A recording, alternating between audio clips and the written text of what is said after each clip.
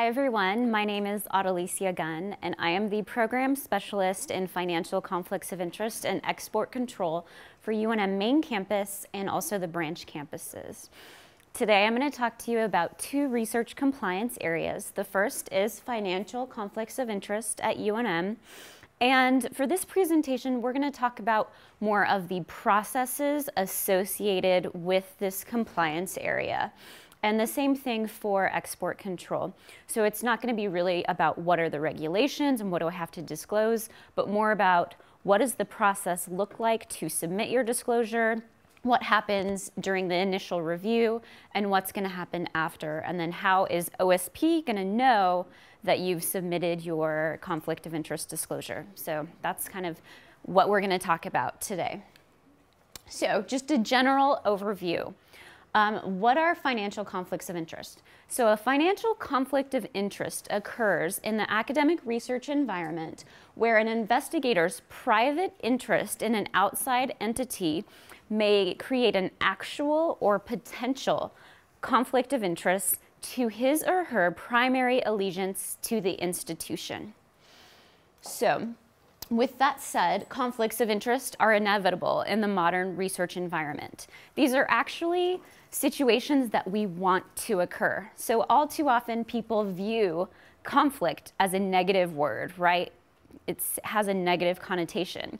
However, in the academic research environment, these are the sort of situations that we actually want to occur. We want for our investigator to develop a technology on campus and then go through UNM STC and then have a spin-off company off of that technology and then collaborate with UNM on joint funding initiatives, use UNM facilities to conduct some of their research on behalf of their outside entity. We want them to be utilizing students in their outside company, right, to train them, give them those real-world experiences. And so it shows that we are fostering research, that we are creating economic development, and that we are having an impact on our community. But the key to this process is not to eliminate conflicts of interest, but rather to disclose them and have transparency within the system, right? And how do we do that? We do that through the financial conflict of interest disclosure process. So, what does this process look like? This is a flow chart that kind of details the intake process. So an investigator, before I start, how many of you have submitted your FCOI disclosure for the 2015-2016 academic year? You guys have. Awesome. Great. So an email at the beginning of the academic year, an email will be sent to the investigators prompting them to submit a disclosure. And you'll have to click on a link, but hover, don't click, right? Or you can call me and make sure that it's legit. I have people who call me and I feel great when they do because, I mean, we're asking you for financial information and, you know, some people don't know me. So when people call me, I'm like, yes, thank you. Anyway, so you'll either get sent a link or you can access the disclosure portal via our webpage, and I'll show you in a second how you find that. So you're going to get a link, you're going to click it, and then you're going to, it'll take you to the disclosure portal. It'll say complete investigator demographic questions. So this will be, what is your name? What is your contact information? What's your primary department? Do you have any affiliated departments or centers that you work with? This will also ask you about the subject area of your research, funding agencies that you generally submit proposals to, and any sort of like collaborations that are worthy of disclosure so that we can understand you as a researcher and what you do on behalf of the institution. This will also ask you about your institutional responsibilities. Are you involved in sponsored research, non-sponsored research? Do you supervise students? Are you on any sort of board or committee? And that's where you will disclose that. So within the system, we included question logic because the Department of Health and Human Services dropped their thresholds for disclosure and added some other requirements for investigators who are submitting to Department of Health and Human Service agencies. Here on main campus and at the branch campuses, we're not heavily funded by those agencies, so we decided to take a two-pronged approach. So if you will not be funded by those agencies, you click no, and you will head to the regular questions, which are the standard $10,000 mark and the other requirements that have been in place for a while. If you click yes, then you will go to the lower thresholds, and then it'll come together once you finish the questions included in the disclosure portal. These questions include financial interest in an outside entity, membership on boards and committees that are the subject matter of your research, and that's kind of the point of this. So a lot of people disclose lots of things. I'll get full stock portfolios, and that's not really what we're focusing on, right? I don't really care if you have, you know, $10,000, which is the threshold, stock in Apple, if you don't, you know, conduct research in an area related to that sort of subject matter, right? So it's subject matter overlap. So financial outside interest, subject matter overlap to your institutional responsibilities or the research you conduct on behalf of the institution. That's what we're worried about. Now, with that said, so when we're talking about stock portfolios, if you do not own a significant portion of the company's total holdings, like my Apple example, you have $10,000 of Apple. That's barely a drop in the bucket of the company's total holdings, right? So you have to own at least 5% of the company or have some sort of, you know, significant equity in the company. That's kind of what we're focused on. You can disclose whatever you want. We like our investigators to be safe rather than sorry, but when you're thinking about it, just go through those questions in your mind when you're submitting the answers to your questions. So then once you're finished with your detailed disclosure, you will complete the certification form, which is just, yes, I agree that this is true to the best of my knowledge, and yes, if there's a material change, I will submit a material change. So how are disclosures submitted? You can find the link right here on the web page. It says Submit FCOI Disclosure. You'll click that link. It'll take you to the disclosure portal. You will click this link if you're a UNM investigator, this link if you're a non-UNM investigator, because disclosure requirements are on non-UNM investigators. So let's say you have to hire an outside consultant on your project and they're not tied to the university. They will submit via this portal because they don't have institutional responsibilities, so they take a more project-specific basis rather than an annual, everything you do on behalf of the institution approach. So what happens after disclosure? So everyone submits their FCOI disclosure and it comes into my portal, and then I'm going to perform a risk analysis on every single person. This year we had, within the window of disclosure, I believe almost 1,611, that's actually the exact number of disclosures. So every person will be reviewed for completeness and they will be assigned a risk number. So blue is family member collaboration only. So let's say you work with your wife, your daughter, your whoever on a project. That's disclosable. And we have a question in the system where you disclose that. Green is very low risk, meaning they disclose something that really doesn't need to be disclosed, like their stock portfolio, or there's no subject matter overlap with their research on behalf of the institution. Yellow is a little higher risk. That means that there is subject matter overlap, but maybe they're not collaborating with the institution and there's not a close collaborative relationship between the outside entity and the institution. Reds, there is a close collaborative relationship and they're going after those joint funding initiatives. They're hiring students. It's very clear that that relationship could be perceived as a conflict of interest. You'll get a red. Gray means you submitted your disclosure, but you didn't have anything to disclose. So you didn't have outside equity in a company or nothing that was disclosable, but you still completed the process. And then turquoise is for our sponsored travel, and that's for Department of Health and Human Services people only. So you have to disclose sponsored travel that's not funded by a federal agency. So if you're on a board and they're going to pay for you to go to a board meeting, and they're going to pay your per diem and your hotel, all of that, that's disclosable. Okay. So what happens after the initial review is done? The full committee, FCOI committee, which is 10 people, and they're from vast areas on campus, they will review each case that has been assigned a red and a yellow risk factor. All of the green cases will be administratively reviewed and a decision memo will be issued, so they won't go to the committee. The committee conducts the review process in a manner that's intended to foster research relationships, not hinder them. So if the committee determines that the disclosure creates a potential or an actual conflict of interest, a management plan will be drafted by the committee, and it will detail certain provisions that the investigator must follow throughout the academic year to uphold the integrity of their research and ensure that we're mitigating any risk associated with perceived or actual conflicts of interest. This can include hiring an outside consultant to collect and interpret data. This can also include public disclosure of financial conflicts of interest in publications or presentations that are of subject matter, where their subject matter overlap with your outside company.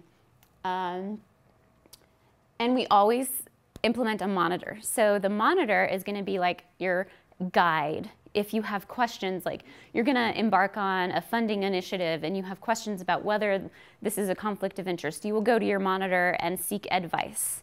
We will ask for monitor reports from that person, and everyone will sign off on the plan, and it will cover you for the life of disclosure, which is academic year, so August to August. So how will pre-award know that I have submitted my FCOI disclosure? So within the Cayuse FCOI section, there is a question, and it says, do you and all UNM personnel on this proposed project have a current FCOI disclosure on file? If no, submit. This link will take you to my portal to submit. This asks if you're on a management plan. If you say yes, that will be noted. So in addition to you self-disclosing for your research team, they will, the proposal reviewer will also cross-check a list that is given to them to make sure that everyone on the research team is on my list as being compliant, right? So there's the self-disclosure in Cayuse, and then there's also the double check. And this happens at time of award, not at proposal. So I understand that there's a lot of deadlines to meet for proposal submission, and it can be really stressful. You might have a lot of people, and you're stressing out about getting FCOIs submitted, right? We're not checking until the award is made. So if that's like the last thing on your mind, that's okay at proposal stage. Just make sure that everyone has submitted once the money is coming to the institution. Okay. How will the IRB? So does anyone submit, do human subjects research in here? Yes, okay. So the IRB also has access to the list of compliant investigators, so they will do the same thing as Cayuse, as the OSP people. They will cross-check the list to make sure that everyone who is listed as a member of your research team is also compliant with FCOI submissions, because for IRB submissions, you have to be compliant with COI requirements as well. Training. So if you go to my webpage, there is a training and education link. If you click that, it'll take you to a PowerPoint and also the mandatory training for investigators who are submitting for, to the Department of Health and Human Services. They have a training requirement. Okay, so moving on. The next compliance program that I manage for the institution is export controls. Okay, so how many of you guys have knowledge about what U.S. export control laws are and their application to the academic research environment? Nope. That's usually the answer, right? It's like, okay. This is a really exciting area of compliance, and you guys are going to enjoy yourself. Okay, so, right, got to make it fun. Okay, so our overarching mission when it comes to academic research and controls, right? So we all know that science and research thrive off of the creation and open dissemination of knowledge, right? That is our mission. That's our primary thing that we need to go and do, is create generalizable knowledge and share it with the world. At the same time, there are certain laws and regulations that prohibit the exportation of certain controlled and obviously classified information to foreign nationals, right? So the job of my office is to develop, implement, and manage a security program that balances those two competing demands. So open dissemination of knowledge and the identification and protection of controlled technology. At UNM, we are on the cutting edge of research. We are developing those next generation technologies that everyone in the world wants, right? And it's easier to acquire technology without having to develop it, right? So it's either easier to steal it than to create it, right? So my job is to protect those identified technologies. And a lot of times people, don't really understand how this sort of mission works in an academic environment. They think that we're trying to say, no, you can't do this. You can't perform this type of work. You can't hire these type of people. But really our goal is to say yes and help you to find a legal way to conduct your research and foster the research environment within the limits of the law. And I'm going to help you through that. Okay, here we go. So what are U.S. export controls? As I've stated, there are laws that govern the export of the unlicensed export, that's an important term, export of certain commodities, information for reasons of national security or protections of trade. Export controls usually arise because the nature of the research has some sort of military application, or it has a dual use application, meaning it has both civilian and military applications.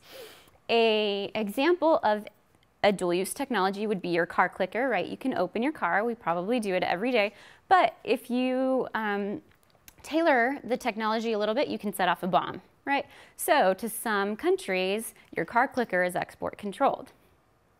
Also, your laptop is export controlled, like your Apple AirBook. It's controlled, but there are certain license exceptions available, so you can take your laptop all over the world, but it is a controlled item.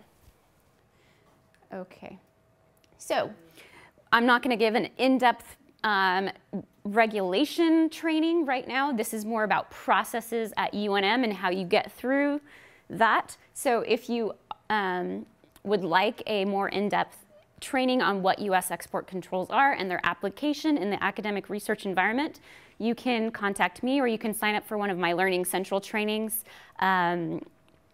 and you can learn more about export controls. But here we're going to talk about processes. So how are we going to know that export controls may apply to your research? So we have certain checks and balances embedded in the system to figure this out. So you're going to enter into the Caillou system, and you're going to complete the export control section in the Caillou SP record. It looks like this. I know this is really small, but we're going to go through the questions in a second. The first question is, have you signed or been asked to sign a DoD Form 2345 Military Critical Technical Data Agreement related to this project? If you say yes, then you're going to contact Debbie Kudis, who is in the back. She's going to talk in a second, and she will get you the form. Okay, moving on. Do you anticipate that the project will may involve the following? So travel outside of the U.S. or sending, transmitting, carrying any material or equipment related to this project outside of the U.S. For example, GPS, equipment, biologicals, kits, whatever. If you say yes, then this screen will appear. You're going to let me know what you plan on taking and where you're going. I understand that a lot of the times you don't know at the proposal stage where you're going to be going, what you're taking with you. You might be budgeting for international travel because you want to go to a conference and it's an international conference. That's fine. We're not really at the proposal stage too focused on those details, but we want to understand some certain red flags so that later on we can identify the details and then move forward with appropriate processes based off of the variables that have been identified. And the reason why we care about international travel is because generally a lot of our research is fundamental research, meaning that export controls don't apply within the academic research environment. So we can carry on the research without restrictions, but that doesn't cover physical exports. So the minute you travel overseas, you're not protected by the fundamental research exclusion. And if you want to learn more about that, you can take my training in Learning Central. Okay, so if you say yes to this, you are going to submit an ESIS form, and we'll go over the ESIS form in a second. The next questions, do you anticipate that this work may involve foreign nationals? If you say yes, then you'll have to submit an ESIS. Transmitting funds to an embargoed country. If you say yes, then you'll have to submit an ESIS form. Some types of research may involve export controls, even if the work is conducted in the United States.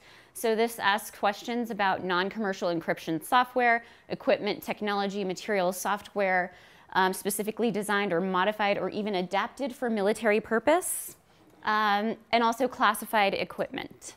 If you say yes, you'll submit or classified materials, equipment, technology, data that require a DD Form 254. So that's a Debbie Kudis thing. She handles classified.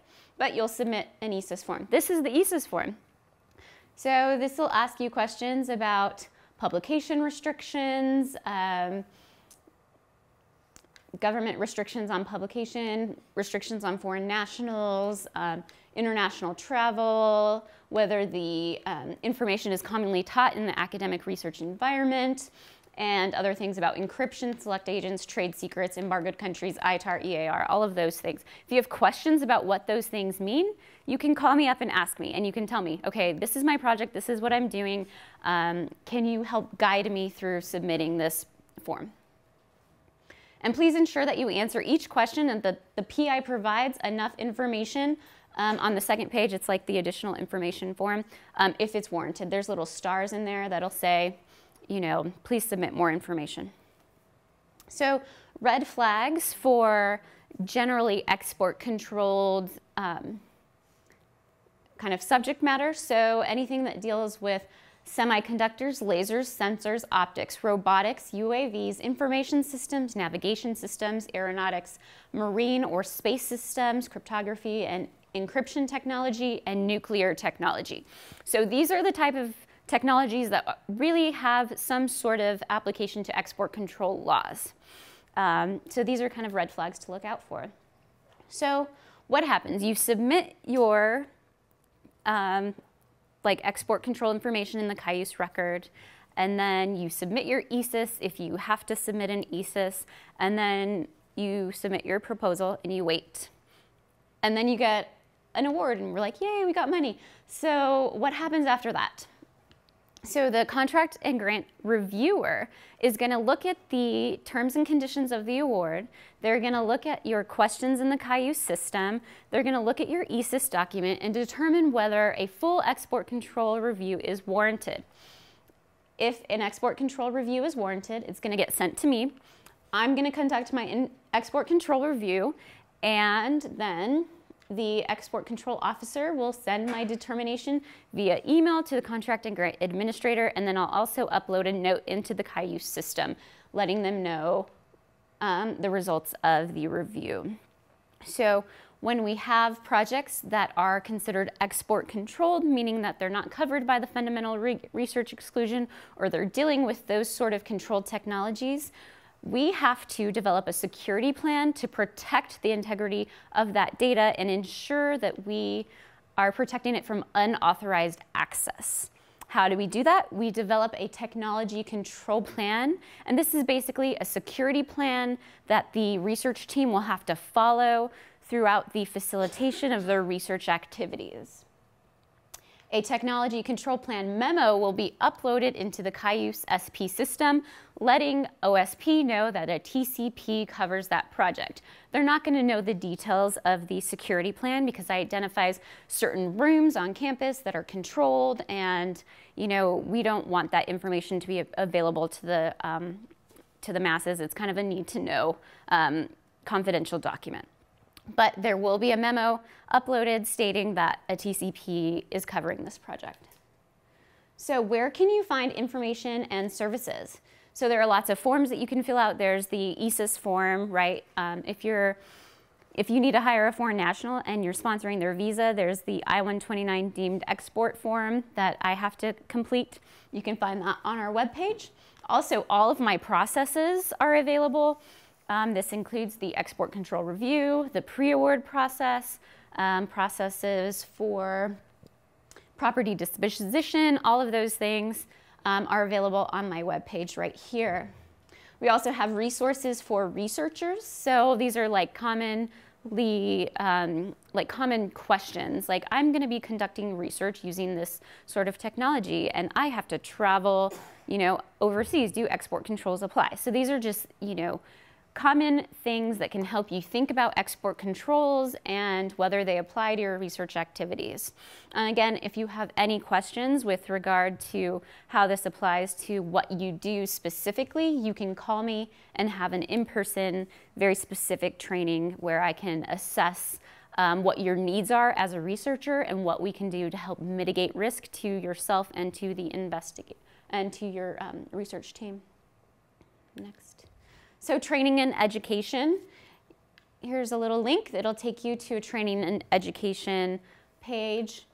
As I said, I have Learning Central classes. I have one that's conducting international research. So a lot of times we go out in the field, we conduct research, we collaborate with international scholars. This training will talk about how to protect the institution and yourself when conducting international research.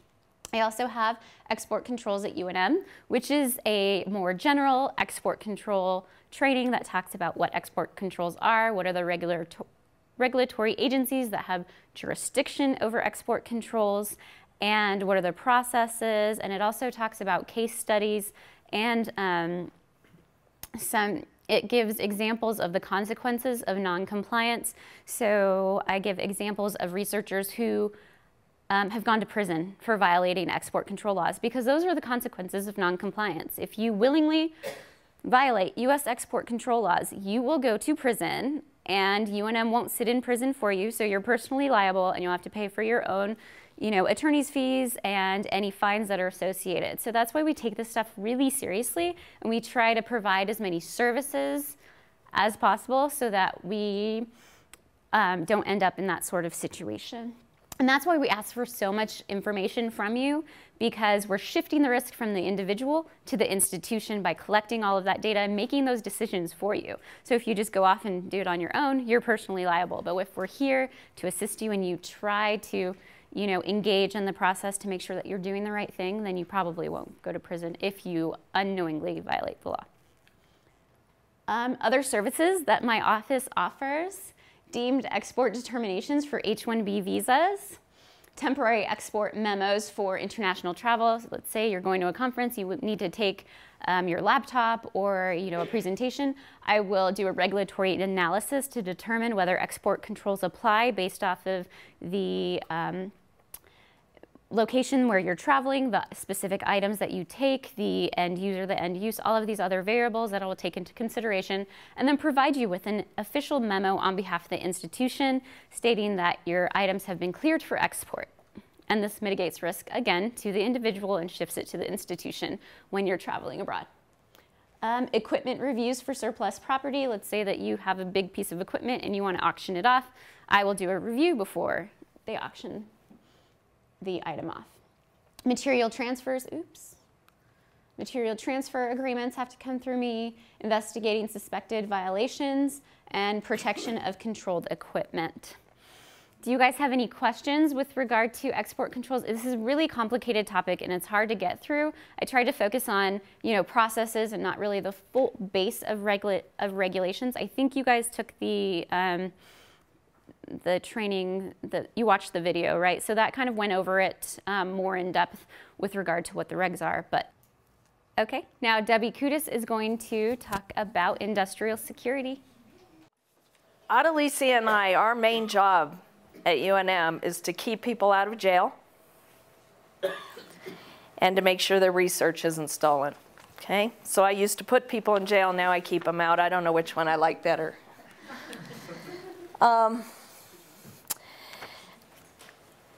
So international travel, she told you, is a huge risk for researchers. She does the equipment memo for you, and I do the country-specific travel briefing for you. If you tell me you're going to China, for instance, I will tell you how to keep your personal body safe, and I will tell you how to keep your research safe and how not to get hacked when you're in a hotel overseas and things like that, okay? For my cleared professors, I oversee the classified contracts, and I pray the answer is no when I ask this next question, but do any of the branch campuses have any classified contracts? Whew.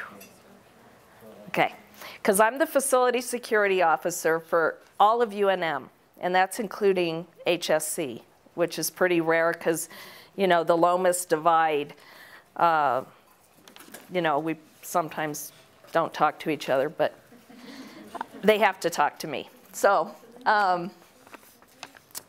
if you get a contract, and I think my red flag things are up here, that says classified DD-254, security clearances, that's when you call me, okay? And I'll help you through it. Actually, you go through Acela, but then she'll direct you to me. I tell my cleared professors when they go overseas, again, don't take the thumb drives. If you're at a bar and a gorgeous woman walks up to you and she's a 10 and you're a 5, she's a spy, okay? Just remember that. That's easy to remember.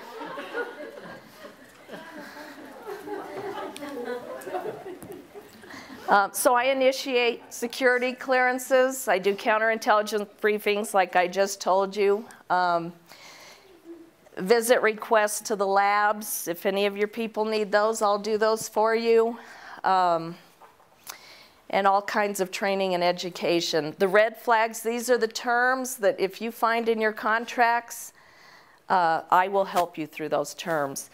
There are new terms that have just come out recently that say you have to safeguard controlled unclassified information. Now it's not just classified information we have to protect, it's unclassified information. Because other countries, they want to put the whole puzzle together. So unclassified information can help them figure out your research, okay? So now we have to protect everything. If you see safeguarding controlled, unclassified information in your contracts or cloud computing, I've asked Acela to tell her CGAs to please try and negotiate those out of the contracts. Because to be honest with you, I don't know if our IT people can do that yet. Okay? They're trying to figure that out with us, if they can protect those kind of things. So if you can get them out of the contracts, get them out of the contracts. What is this? This is my website, but I can't see what it is. I think it's just travel information. So if any of your people are going out of the country, please give them my email so they can tell me where they're going, and I will do a country-specific travel briefing for them. There's the training that I do. You saw it on my other slide. Any questions? No. Okay, done.